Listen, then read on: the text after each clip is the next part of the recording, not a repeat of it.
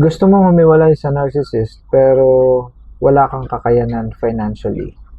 So, marami akong followers dito na gustong humiwalay sa kanilang abusive partners, sa kanilang abusive husband, no. But unfortunately, pag daw sila humiwalay, wala silang kakainin.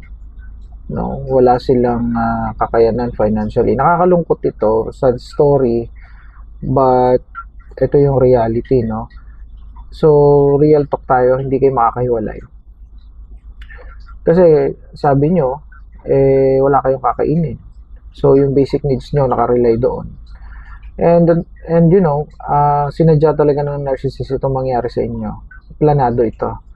Ang gusto kasi ng narcissist, based sa research, no, sa mga expert, sabi nila doon na ang narcissist ginagawa talagang dependent sa kanila yung kanilang wife, no, yung mga narcissistic husband. Pinuputulan nila ito ng kakayanan na maghanap buhay.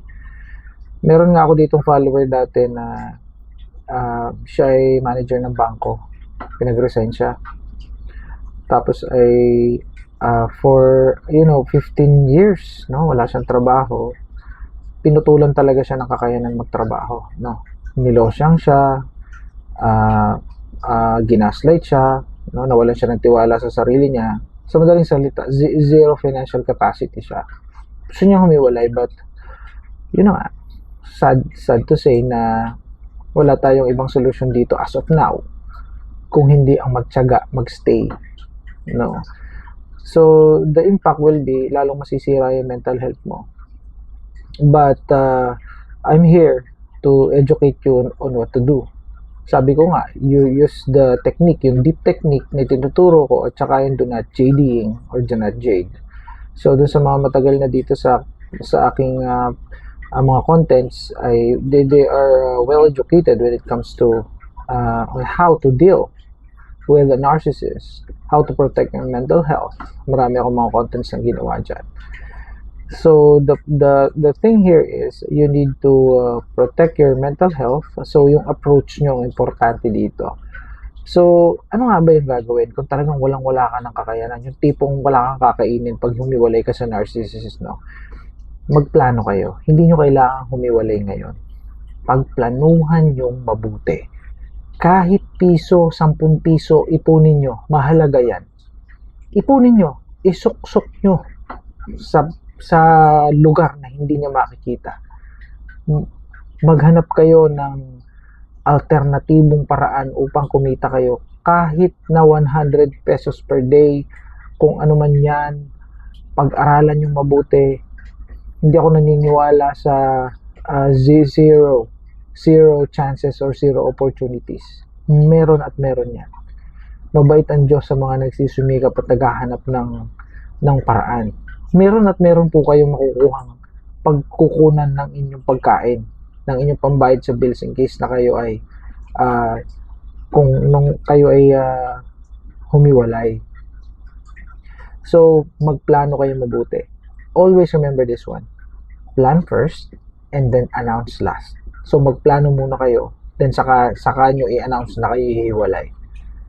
Gandahan niyo yung plano nyo. Kailangan ay ang plano ninyo ay dahan-dahan, slowly but surely, hindi halata. Kung tumagal man ng ilang buwan pa o kahit 1 taong mahigit pa o 2 taon, gawin nyo para sa preparation, no? So yun yung gawin nyo. Habang may buhay, may pag-asa. So huwag kayong mawawala ng pag-asa na dyan na kayo mag-i-stay habang buhay. Kahit senior citizen kayo, may pag-asa yan. Meron at meron yan. Paputokin nyo yung isip nyo. Brainstorming. May paraan yan, no? And dahan-dahan ninyong ibalik yung support system. Yung kapatid nyo, no? Agandahan nyo yung relationship sa kapatid nyo, sa pamangkin nyo, kung kayo senior citizen na, sa dati nyo mga kaklase, sa dati nyo mga katrabaho.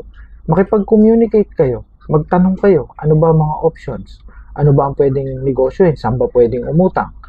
No? Ano ba yung pwede ninyong pagkakitaan araw-araw kahit maliit lang? Maraming paraan. Hindi nyo lang magawa ngayon kasi trauma-bonded kayo. Your mental health is not good. That's the reason why hindi kayo makapag-isip. No? But, yun na nga. Kailangan nyo gawin yan. Hindi po pwedeng hindi kayo mag-iisip, hindi pwedeng hindi kayo papalag. Okay? You need to do something about it. Move forward kahit isang step lang, kahit 2 steps lang, kahit unti-unti lang. Ang importante, nakakaabante kayo. Okay? See you in my next content. Bye for now.